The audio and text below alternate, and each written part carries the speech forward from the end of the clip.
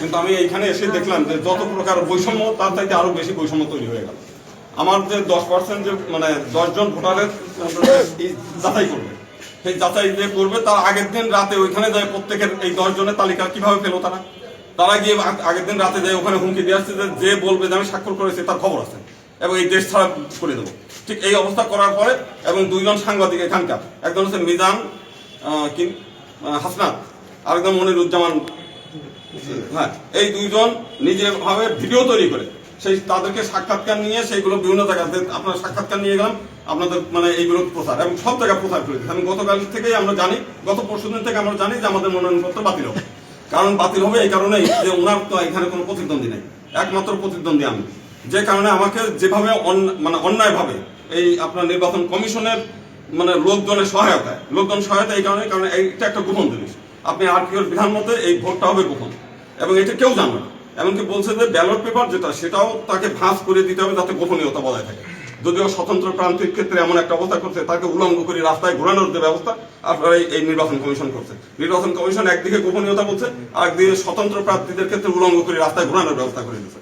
আজকে আমার যে বিষয়টা করছে সেটা মানে ওইখানে আগের দিন রাতে প্রত্যেকের হুমকি দিয়ে আসছে, হুমকি দেওয়ার পরে পরের দিন তারা সবাই বলছে না আমরা তখন এই দেশে কেউ সবাই থাকতে চায়, মানে এইখানে তো একটা ভয়ের রাজত্ব চলছে। আপনি জানেন যে এই নির্বাচন কমিশন এসে একজন প্রার্থী একটা মনোনয়নপত্র কিনেছে, কেনার পরে এখান থেকে বের হওয়ার মানে কেনার আগেই সে গ্রেপ্তার হয়ে গেছে, তার বিরুদ্ধে কোনো মামলা নেই। অথচ যাদের বিরুদ্ধে মামলা আছে, আপনি বাগেরহাটে 2 জায়গায় মামলা আছে, সেই তারা যে বিএনপিতে যোগদান করছে তাদের মনোনয়ন বৈধ করে দিচ্ছে, তাদের মামলা থাকার পরেও, তারা আওয়ামী লীগের কর্মী থাকার পরেও, তাদের বিরুদ্ধে মামলা থাকার পরেও তাদের মানে কেউ করেনি।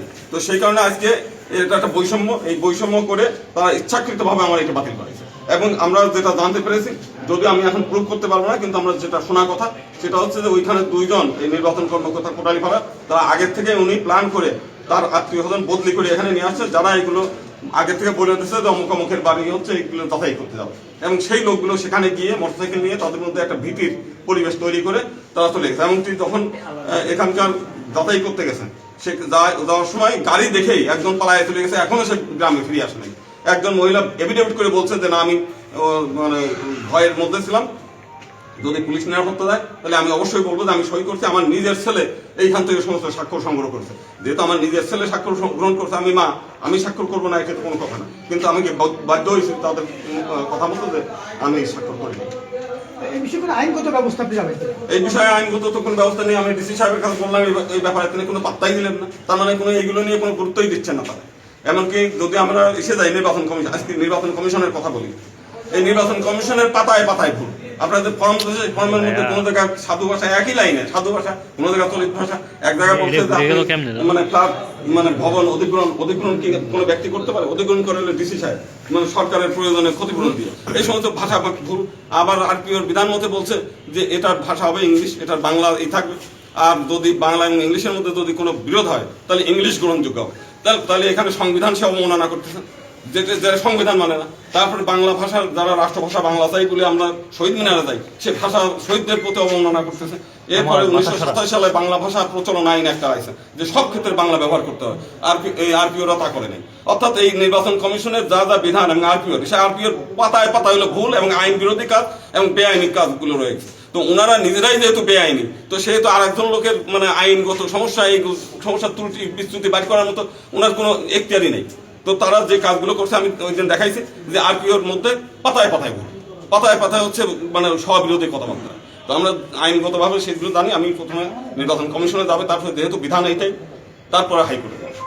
আমরা জানি আপনি একটা সংগঠনের লিডার, সংগঠনের ব্যানারে আপনি যদি বাতিল হয়েই যান, আমি বাতিল হলে সারা বাংলাদেশের হিন্দু সম্প্রদায় ভোট কেন্দ্রে যাবে না, ভোট বর্জন করবে। প্রথম কথা হচ্ছে যে তারা ইচ্ছাকৃতভাবে এদেশের মাইনরিটিদেরকে কোণঠাসা করার জন্য এই কাজগুলো করেছে, যাতে মাইনরিটিরা এখানে কোনো নির্বাচিত হয়ে প্রতিনিধিত্ব না অর্জন করতে পারে। এটা ইচ্ছাকৃতভাবে করা এবং মাইনরিটিদের নেগলেক্ট করা। আমি দেখছি যে এখানে জিলানি বস এরকম একটা আইডি আছে, সেই আইডির মধ্য দিয়ে ইচ্ছাকৃতভাবে সে পুরনো একটা ভিডিও দিয়ে গোবিন্দ প্রামাণিকের 2 গালে জুতা মানো তালে তালে, এটা আরপিওর বিধান মতে স্পষ্ট নিষেধ আছে এবং তার বিরুদ্ধে শাস্তিমূলক ব্যবস্থা গ্রহণ করবে। আমরা ডিসি সাহেবের দৃষ্টি আকর্ষণ করছি, উনি বলছেন ব্যবস্থা নিবে, মানে উনি মানে আমাদেরকে কেমনে বিদায় করবে সেই তালে আছে।